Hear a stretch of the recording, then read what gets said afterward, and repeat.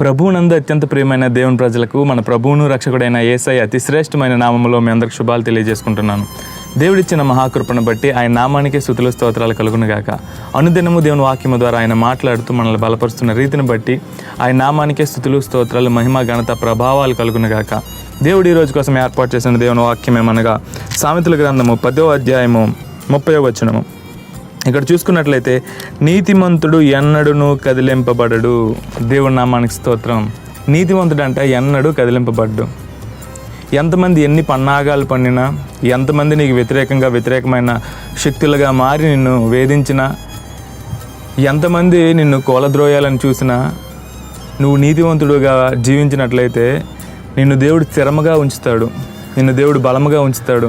నువ్వు చేస్తున్న ఉద్యోగంలో కావచ్చు, నువ్వు చేస్తున్న వ్యాపారంలో కావచ్చు, నువ్వు చేస్తున్న ఏ పనిలోనైనా నీకు వ్యతిరేకంగా అనేక మంది లేచి నువ్వు చేస్తున్న పనిని ఆటంకపరుస్తూ నిన్ను ముందుకు కొనసాగనీయకుండా నిన్ను ఆపివేయాలనుకుని చాలామంది ఎదురు చూస్తారు, నిన్ను పడద్రోయాలని చాలామంది ఎదురు చూస్తారు.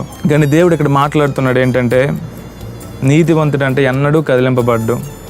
ఎంతమంది నిన్ను పడద్రోయాలని చూసినా, ఎంతమంది నిన్ను పక్కకు నెట్టాలని చూసినా, లేకపోతే నువ్వు పొందుకుంటున్న ఆశీర్వాదం చూసి ఎవరైనా నిన్ను కూలద్రోయాలని, నిన్ను పడద్రోయాలని, లేదంటే నీ గొప్పతనాన్ని బట్టి వాళ్ళు అసూయ చెంది నిన్ను బాధపరచాలని ఎంతమంది చూసినా, నీతివంతుడిగా నువ్వు ఉన్నావు కాబట్టి దేవుడు నిన్ను నిలబెడతాడు.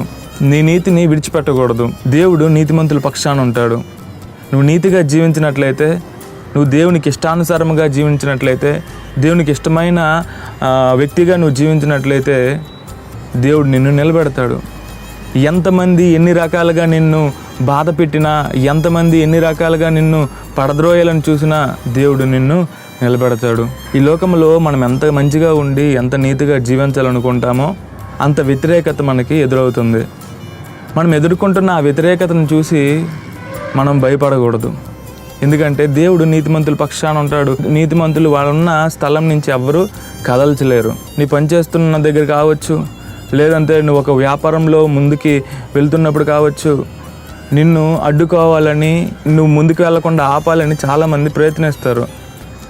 ఎంతమంది ఎన్ని ప్రయత్నాలు చేసినా దేవుడు మనతో ఉండేటప్పుడు మనం ఏ బాధ పడనవసరం లేదు. మన నీతి కాకుండా దేవుని నీతి ప్రకారం మనము జీవించాలి.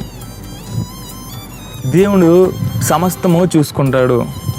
నీ ప్రతి అవసరము దేవుడికి తెలుసు, నీ ప్రతి అక్కర దేవుడికి తెలుసు. ప్రజల కోసం నీ నీతిని వదులుకోకూడదు. ఎవరైనా ఒకరు మనల్ని కించపరిచేటప్పుడు, ఎవరైనా మనల్ని అవమానించేటప్పుడు ఆ నిందని మనము ఘనతగా తీసుకోవాలి. ఎందుకంటే దేవుడు మన పక్షాన ఉన్నాడు. ఎందుకంటే నీతిగా నువ్వు జీవిస్తున్నావు కాబట్టి దేవుడు నిన్ను చూస్తున్నాడు, నీ నీతి కార్యాలు చూస్తున్నాడు, నీ గొప్పతనం దేవుడు ఎరుగుతున్నాడు. నువ్వు దేవునిలో ఎలాగ స్థిరముగా ఉన్నావో కదలొచ్చబడక దేవుడు చూస్తున్నాడు. నువ్వు దేవునిలో స్థిరముగా ఉంటే ఏ ఒక్కరు నువ్వున్న పరిస్థితిని ఏ ఒక్కరు మార్చలేరు. ఎవరు ఎంతమంది నిన్ను భయపెట్టినా, ఎవరు ఎంతమంది నిన్ను తోలనాడి ఎన్ని రకాలుగా నిన్ను మాట్లాడి, ఎన్ని రకాలుగా నిన్ను మానసికంగా నిన్ను కృంగదీసినా ఏ ఒక్కరు వాళ్ళు విజయాన్ని సాధించలేరు, నిన్ను పడద్రోయలేరు. ఎందుకంటే దేవుడు నీ పక్షాన ఉన్నాడు. కాబట్టి ఈ వాక్యం మన జీవితంలో ఫలించలాగిన చిన్న ప్రార్థన చేసుకుందాం. పరిశుద్ధుడా, ప్రేమ కలిగిన దేవ, దయ కలిగిన తండ్రి, నీకే వేలాది వందనాలు, నీకే కోట్ల కొలది స్తోత్రాలు. దిగో దేవ తండ్రి, నీతిమంతుల పక్షాన ఉండే దేవుడు, మమ్మల్ని నడిపిస్తున్న దేవుడు, మమ్మల్ని ఆదరిస్తున్న దేవుడు, ఇక సాధ్యమైంది ఏమీ లేదయ్యా దేవ తండ్రి పరిశుద్ధుడా. అయ్యా, నీ వాక్యం ద్వారా మమ్మల్ని బలపరుస్తున్న రీతిని బట్టి నీకే స్తుతులు స్తోత్రాలు చెల్లించుకుంటున్నాము. అయ్యా దేవ తండ్రి పరిశుద్ధుడా, ఈ యొక్క వాక్యాన్ని మా జీవితంలో ఫలింపజేయండి. ఇదిగో నీతిమంతులు ఎన్నడూ కదల్చబడని నీ వాక్యం సెలవిస్తుంది. అయ్యా, మమ్మల్ని నీతిమంతులుగా తీర్చిదిద్ది నడిపించండి. మమ్మల్ని మీ యొక్క నీతిని మాకు అనుగ్రహించి దేవ తండ్రి, నీ యొక్క నీతి మార్గంలో మమ్మల్ని నడిపించండి.